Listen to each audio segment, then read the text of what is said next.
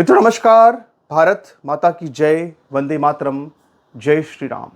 मित्रों मैं दिलीप पांडे, स्वागत है आपका मेरे YouTube चैनल में। सबसे पहले मेरा आपसे निवेदन है कि आप मेरे इस वीडियो को ज़रूर शेयर कीजिए, वीडियो को ज़रूर लाइक कीजिए, वीडियो को पूरा देखिएगा ताकि इस वीडियो की रीच बढ़े, ये वीडियो दूर दूर तक जाए, हमारी आवाज़ बुलंद हो, हम सबकी आवाज़ बुलंद हो और इसके अलावा जो देशद्रोही हैं उनका मनोबल टूटे, जो देश के दुश्मन हैं उनका मनोबल टूटे। मित्रों आज का मैं समझता हूँ ये जो वीडियो है ये बहुत ही महत्वपूर्ण है और ये इसलिए बहुत महत्वपूर्ण है क्योंकि आज मैं इस वीडियो में कई महत्वपूर्ण निष्कर्षों पर पहुँचा हूँ। क्या सामान्य वर्ग को अपनी पार्टी बनानी चाहिए या नहीं बनानी चाहिए? क्या बीजेपी का पूरी तरह से बहिष्कार कर देना चाहिए? क्या हिंदुओं को अपनी कोई अलग पार्टी बनानी चाहिए? योगी आदित्यनाथ के साथ खड़ा होना चाहिए, नहीं खड़ा होना चाहिए? ऐसे बहुत सारे सवाल लगातार हैं, ऐसे बहुत सारे प्रश्न लगातार हैं जो कि इस वक्त हर किसी के मन में है, मेरे मन में भी हैं। बहुत सारे सवाल हैं। मैंने भी काफ़ी इन पर चिंतन किया, मंथन किया, लेकिन काफ़ी चिंतन मंथन के बाद मैं कुछ महत्वपूर्ण निष्कर्षों पर पहुंचा हूं जिसके बारे में आज मैं आपको यहां पर बताना चाहता हूं। लेकिन मैं अपने इस वीडियो की शुरुआत सबसे पहले योगी आदित्यनाथ जी के जिक्र के साथ करना चाहता हूं। मित्रों 20 फरवरी को योगी आदित्यनाथ ने विधानसभा में जो बजट के दौरान अपना भाषण दिया, उस भाषण में उन्होंने एक बहुत ही महत्वपूर्ण बात कही है। उन्होंने एक तरह से देखा जाए तो यूजीसी के मुद्दे पर प्रधानमंत्री मोदी को सीधे सीधे तौर पर जवाब दिया है और ये इसलिए है क्योंकि उन्होंने एक बात कही। उन्होंने ये कहा कि सरकारी योजनाओं में जो लाभ मिलता है उसमें किसी के साथ में कोई भेदभाव नहीं होना चाहिए।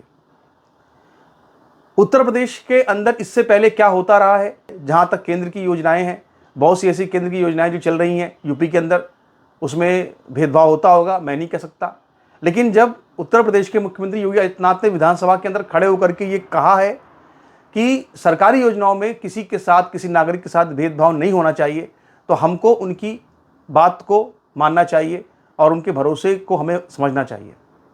उनका भाषण मौजूद है, आप जाकर के देख सकते हैं।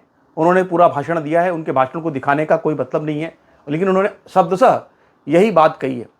अगर देखा जाए तो पिछले कई हफ्तों से लगातार हमारे जैसे सभी लोग इस बात को बता रहे हैं कि किस तरह से केंद्र सरकार जो अपनी योजनाएं ला रही हैं उसमें लगातार नागरिकों के बीच में एक भेदभाव कर रही है।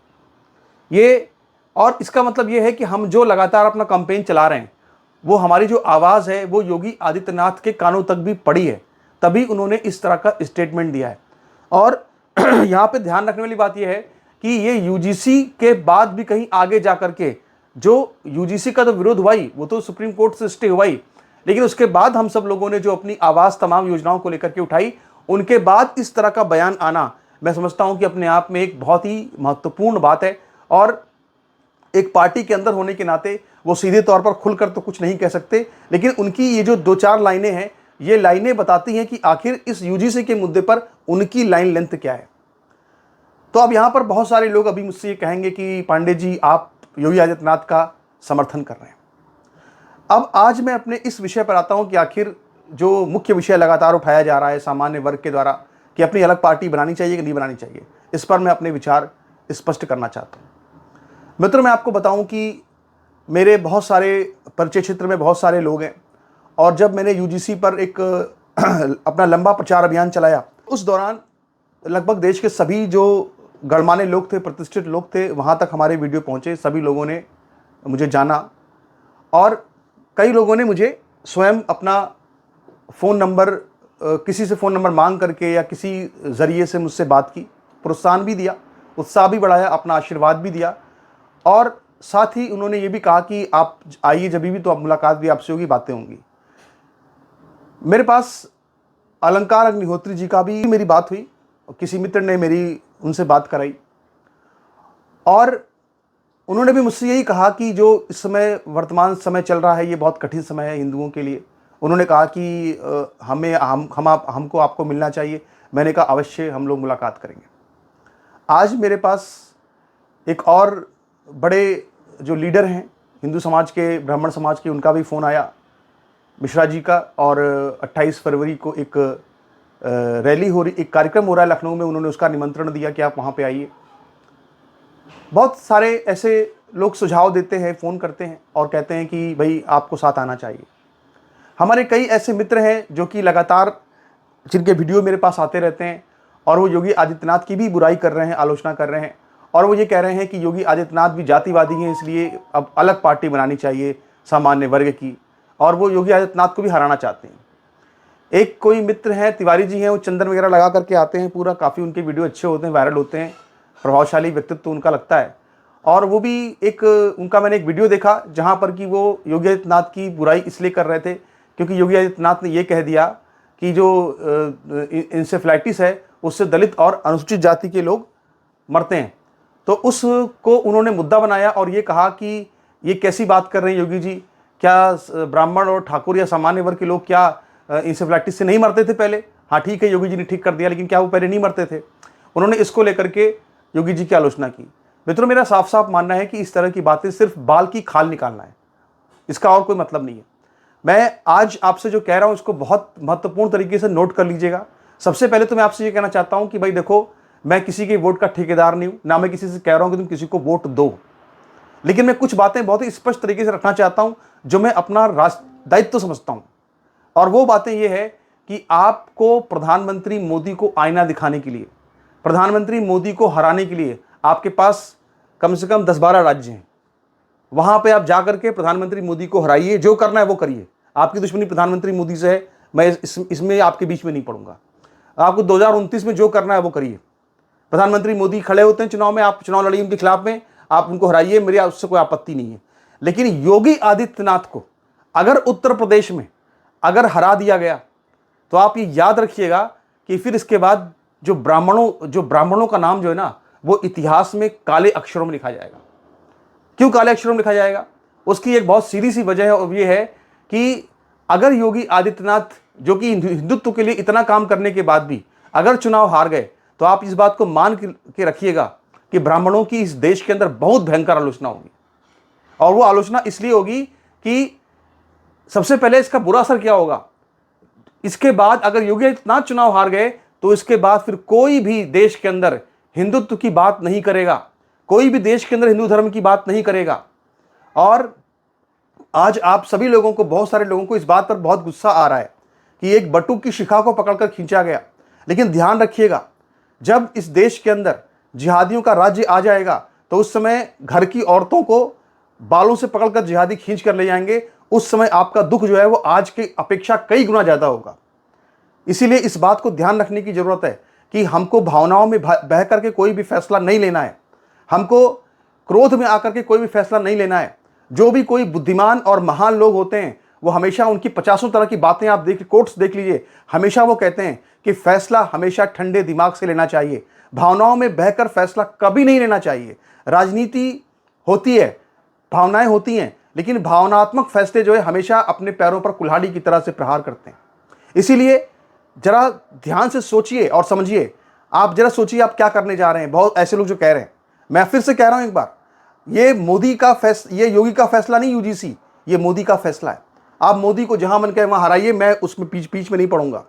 लेकिन जहां तक योगी जी की बात है, अगर योगी जी को आप हराएंगे तो इसका दुष्परिणाम देश के भविष्य को बहुत दूर दूर तक झेलना पड़ेगा।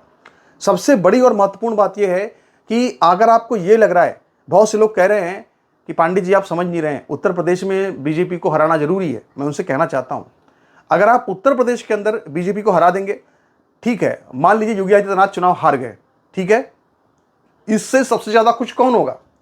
सबसे ज्यादा खुश होंगे प्रधानमंत्री मोदी और अमित शाह, क्योंकि वो यही चाहते हैं कि वो हार जाएं। फिर वो यूजीसी लेकर के आए, वो इसलिए लेकर के आए कि वो हार जाएं। और अगर मान लीजिए कि अगर अखिलेश की सरकार आ जाती है, पहली बात तो मायावती की सरकार आना मुश्किल क्यों है? क्योंकि चंद्रशेखर रावण अपने हर जगह पे उम्मीदवार उतारेगा, वो भी वोट काटेगा, वो तैयार इसलिए किया गया कि वोट काटे मायावती के। अगर अखिलेश यादव, समझ लीजिए, बीजेपी को बड़ा खतरा मायावती से, क्योंकि मायावती के का अगर राज आया तो बीजेपी के लिए रास्ता बंद हो जाएगा, क्योंकि मायावती एक हद तक कानून व्यवस्था का पालन करा लेंगी। लेकिन अगर अखिलेश यादव का अगर राज आता है तो इसके बाद मुसलमानों के अत्याचार बढ़ेंगे। मान लीजिए 2027 में सरकार आती है अखिलेश यादव की, और इसके बाद 2 सालों में जम करके जो है हिंदुओं पर अत्याचार होते हैं, तो इसके बाद यही सारे हिंदू ना जो आज आज कहते हैं कि योगी को हराओ, यही हिंदू इसके बाद बोलेंगे कि मोदी योगी कहाँ है, योगी जी कहाँ है, उनको लाओ, और फिर कोई आपकी बात नहीं सुनेगा। फिर क्या होगा, इसके बाद 2029 में यही हिंदू जो कह रहा था कि मोदी को हराएंगे, ये अखिलेश यादव के मुसलमानों के अत्याचारों से पीड़ित होकर मोदी को वोट देगा और मोदी को जिताएगा। यही चालाकी, यही रणनीति इन लोगों की है। आप जानते नहीं है, राजनेता बहुत चतुर होता है, बहुत दिमाग से काम करता है। इसलिए मैं कह रहा हूं कि कोई भावनात्मक फैसला मत लीजिए। योगी के विषय में मेरा सिर्फ कहना है, बाकी और जहां जो मन कहे वहां करो, मुझे कोई दिक्कत नहीं है। कई लोग लखनऊ कह रहे हैं लखनऊ आइए, लखनऊ प्रचार कीजिए, नहीं। मध्य प्रदेश वगैरह में आप चाहे बीजेपी को हराओ जिताओ, मुझे कोई फर्क नहीं पड़ता। मध्य प्रदेश में इतना ज्यादा गुस्सा है इस वक्त ब्राह्मणों के अंदर, सामान्य वर्ग के अंदर, कि उसकी कोई सीमा नहीं है। आप देखिए मेरे फेसबुक पर तमाम लोग जो कमेंट्स करते हैं, सबसे ज्यादा जब मैं उनको खोल कर देखता हूं कहां के रहने वाले हैं, तो वो ज्यादा लोग जो होते हैं गुस्से में, वो सब ज्यादातर लोग मध्य प्रदेश के होते हैं। ठीक है, आप इस बात को नोट कर लीजिए। जहां जहां पे आपको लग रहा है, जहां जहां पे कठपुतली नेता हैं, जहां जहां पे मोदी के समर्थक है, वहां आपको जो करना है करो, आपकी मर्जी है, आप ठेकेदार हो, जो करना करो, आप अपने वोट के ठेकेदार हो। पर योगी आदित्यनाथ जिन्होंने हिंदू धर्म के लिए इतना कार्य किया है, संभल जैसी जगह जहां पर कोई जाने की हिम्मत नहीं करता था, जहां पे लोग पोस्टिंग लेना नहीं चाहते थे, बड़े बड़े डीएम और अधिकारी, वहां पे आज एक सिपाही जाता है ना, तो पूरा पूरा जो है हजारों की संख्या में चाहे जिहादी हो, तो रास्ता खाली हो जाता है। बात समझिए मित्रों, अगर योगी जी को हरा दिया गया तो आप इस बात को ध्यान रखिएगा कि इसके बाद कम से कम 10, 20, 50 साल तक कोई हिंदू धर्म का नाम लेने वाला और हिंदू धर्म की बात करने वाला नहीं रहेगा। और इसके बाद जो है ना, पश्चिम बंगाल में क्या होता है, पश्चिम बंगाल में आज जिस तरह की सरकार चल रही है, जिस तरह की वहां पे स्थिति है, वहां पे हिंदू खुद जाके मुसलमान नेताओं को अपनी औरत रात को देके आता है और सुबह गाड़ी बैठा के ले आता है। अगर आप चाहते हैं कि अगर आप चाहते हैं इस तरह का अपमान झेलना, अगर आप चाहते हैं इस तरह से जीवन जीना अपमानित होकर के, तो आप बिल्कुल योगी जी को हरा दीजिए। लेकिन आप ये ध्यान रखिएगा कि ऐसा करने पर आपका नाम काले अक्षरों में इतिहास में लिखा जाएगा, और मैं अपना नाम इतिहास में काले अक्षरों में बिल्कुल नहीं लिखवाऊंगा। मैं समझदारी से काम करूंगा, कोई भी भावनात्मक फैसला नहीं लूंगा। इस बात को आप ध्यान रखिएगा, इस बात को ध्यान रखकर ही आप अपना फैसला लीजिएगा। इसीलिए मैं बार बार कह रहा हूं कि मैं सभी का बहुत सम्मान करता हूं, चाहे अलंकार अग्निहोत्री जी हो, चाहे जितने भी नेता हैं सबका, मैं जो भी ब्राह्मण नेता देश के हैं, मैं सबका बहुत सम्मान करता हूं। सामान्य वर्ग के जो नेता हैं सबका मैं बहुत सम्मान करता हूं, करणी सेना और चाहे सवर्ण समाज, सर्वेश पांडे, सबका सम्मान करता हूं, खूब सम्मान करता हूं, खूब आदर करता हूं। उनके योगदान के सामने मेरा सर हमेशा झुका हुआ है।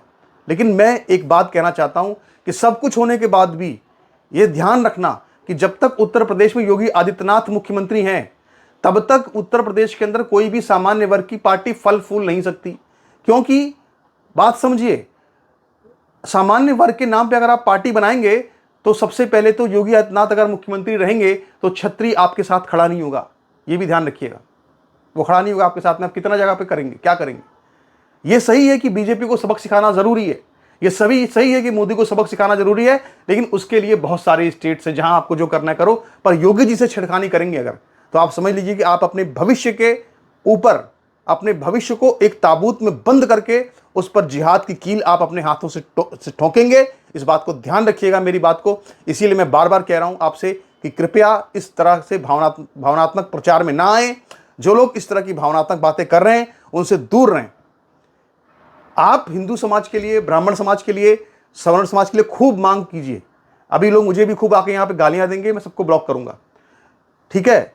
गालियां देंगे, गालियां दें, लेकिन मैं वही कहूंगा जो सही है हिंदू समाज के लिए है। मैं भावनात्मक रूप से कहीं बहने वाला नहीं हूं और मुझे अपने पूरे समाज की फिक्र है। कल मैंने पश्चिम बंगाल पर वीडियो बनाया था और मैंने ये कहा पश्चिम बंगाल पर कि वहां पे टीएमसी को हराना चाहिए। तो उसके बाद कुछ लोग वहां पे आए, उन्होंने कहा टिप्पणी करके कि ऐसा कैसे आप बात कर रहे हैं, बीजेपी को हराना जरूरी है। आप किस तरह की बातें कर रहे हैं आप?